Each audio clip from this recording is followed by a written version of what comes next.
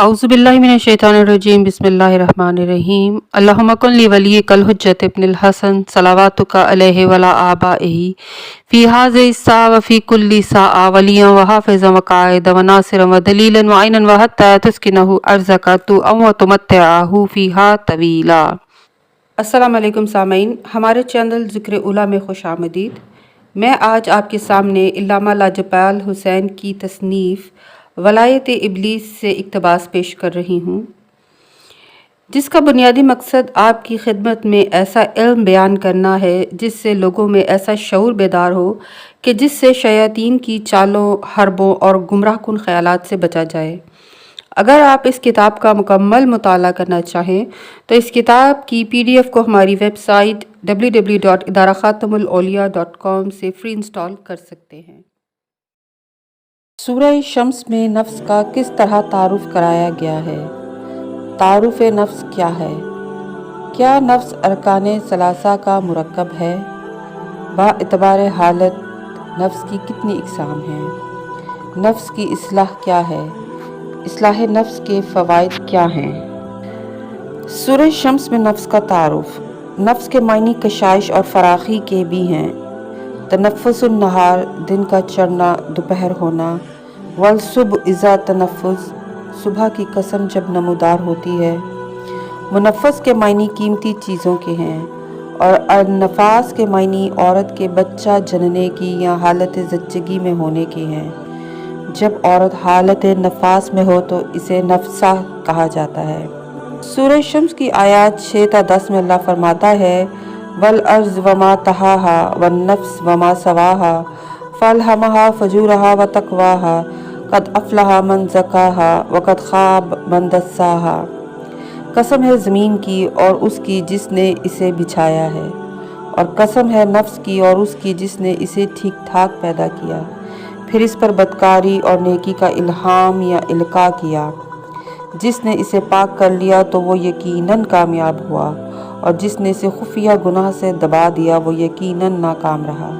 इन आयत मुबारका में अल्लाह ने नफ्स की कसम खाई और उसकी जिसने इसे दुरुस्त किया, फिर उसने इंसान को बदकारी और परहेजगारी दोनों इल्हाम कर दी और वो कामयाब हो गया।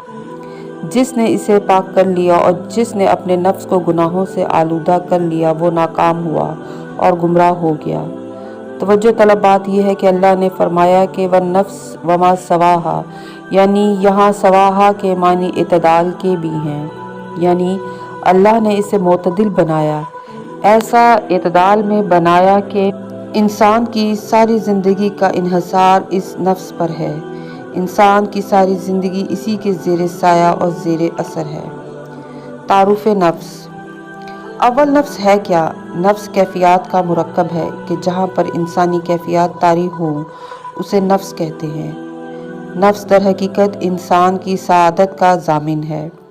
अगर इसे पाको पाकीज़ा किया जाए, ख्वाहिशात और शहवात इसी नफ्स के अंदर पाई जाती हैं। यानी नफ्स अगर अम्मारा है तो वो बुराई और बदी का हुक्म देता है, और अगर नफ्स लवामा है तो वो नेकी और अच्छाई का हुक्म देता है। अमीर कायनात ने नफ्स के बारे में फरमाया कि अगर मलामत ही करना हो तो सिर्फ अपने नफ्स को मलामत करो। यानी अमीर कायनात के नज़दीक नफ्स ही असल में काबिल मज़म्मत है, और ये बात हकीकत भी है कि इंसान का नफ्स इंसान की बका भी है। लेकिन अब सवाल ये पैदा होता है कि ये जो इंसान का नफ्स है ये क्या है? नफ्स इंसान अरकाने सलासा का मुरक्कब है। इंसान अरकान सलासा का मुरक्कब है। इसका पहला रुकन जिस्म है।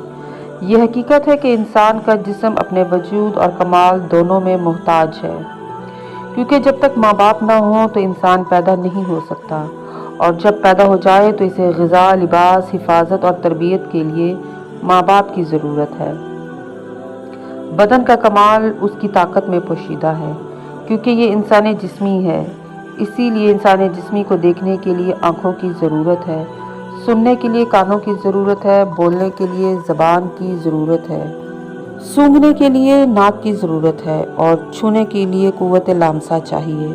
ये तमाम हवास अल्लाह ने इंसान के अंदर रखे हैं, और कोई एक आला किसी दूसरे की जगह नहीं ले सकता। ایک دوسرا انسان بھی ہے اور اس کا نام انسان نفسی ہے۔ یہ انسان وہ ہے کہ جس کو اعضاء کی ضرورت نہیں ہے، اور خواب میں انسان جو بھی کہتا، سنتا، بولتا یا چکھتا ہے وہ بغیر کسی عضو کے کرتا ہے۔ لہٰذا یہ نفس انسانی اپنے وجود میں صرف اور صرف اللہ کا محتاج ہے، اور اللہ ہی نفس کو موت بھی دیتا ہے۔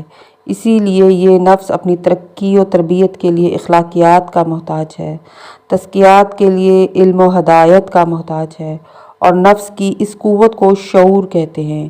انبیاء کرام کی ہدایت کا مقصد تزکیہ نفس ہے۔ کتاب و حکمت کی تعلیم کا مقصد انسان کے نفس کی ترقی ہے۔ اقسام نفس با اعتبار حالت۔ دوستو، شیطان بھی اسی نفس کے ذریعے انسان کو اپنے ماتحت کرتا ہے، کیونکہ نفس کے اندر نفس کی ایک قسم کو نفس امارہ کہتے ہیں اور ایک قسم کو نفس لوامہ کہتے ہیں۔ یہ نفس کی حالتوں کے نام ہیں۔ یعنی اگر نفس بدی کی طرف مائل ہو تو وہ نفس امارہ ہے، اگر نفس کفر، طغیانی اور حجت کے انکار کی طرف مائل ہے تو وہ نفس گمراہ ہے۔ ایسا نفس ابلیس کا گھر ہے اور ابلیس اپنے نفس کے ذریعے اپنا اظہار کرتا ہے۔ یہی وہ نفس ہے جو ابلیس کا پسندیدہ نفس ہے۔ جب ابلیس ایسے نفس کے اوپر قابو پا لیتا ہے تو ایسے نفس کے ذریعے اس کے جسم اور اس کی روح کو اپنا اسیر کر لیتا ہے۔ یعنی جہاں نفس حاکم نظر آئے گا وہاں بدن اور روح محکوم نظر آئیں گے۔ اسی کا نام ابلیس کی حکومت ہے۔ یعنی ابلیس جب کسی نفس پر حکومت قائم کرتا ہے تو اول وہ نفس حجت الہیہ کا انکار کرتا ہے، اور جب وہ حجت الہیہ کا انکار کرتا ہے تو ابلیس اس نفس کے اندر سرگوشیاں کرتا ہے، وسواس کرتا ہے، اس کو ظلمت میں لے جاتا ہے۔ اصلاح نفس۔ جو شخص یہ روایت پڑھ رہا ہے اپنے گریبان میں جھانکے۔ امام علی علیہ السلام فرماتے ہیں، جو اپنے نفس کی اصلاح نہیں کرتا وہ اپنی عقل سے فائدہ نہیں اٹھا سکتا۔ دوستو، اصلاح نفس عقل سے فائدہ اٹھانے کا بہترین ذریعہ ہے۔ یعنی امام کے اس فرمان سے یہ ثابت ہوا کہ آپ اپنی عقل سے فائدہ تبھی اٹھا سکتے ہیں کہ جب آپ اپنے نفس کی اصلاح کرتے ہیں۔ یہ اصلاح نفس اصل میں تزکیہ نفس ہے، یعنی نفس کی پاکیزگی، نفس کی طہارت، نفس کو ایسا پاک کرنا کہ ولایت علی ابن ابی طالب نفس پر قائم ہو جائے۔ جب ولایت قلب کے اندر آ گئی تو جنت واجب ہو گئی، لیکن جب ولایت نفس کے اوپر قائم ہو تو نفس عقل کا ساتھ دیتا ہے، اور جب نفس عقل کا ساتھ دیتا ہے تو انسان ابلیس ملعون کے وار سے بچ جاتا ہے، اس کے حکم کا انکار کر دیتا ہے۔ بصورت دیگر اصلاح نفس نہ کرنا عقل کو نفس کے آگے مغلوب کر دیتا ہے۔ یعنی عقل جب نفس پر غالب نہ آ سکے تو نفس کے ماتحت کام کرتی ہے، اور جب انسان نفس کے ماتحت کام کرتا ہے تو انبیاء کی تعلیم کا انکار کرتے ہوئے سرکشی کرتا ہے، متکبر نظر آتا ہے، اللہ کے احکامات کا انکار کرتا ہے۔ اس لیے کہ ابلیس کا کام تو یہی ہے کہ وہ انسان کو اندھیرے میں لے جائے۔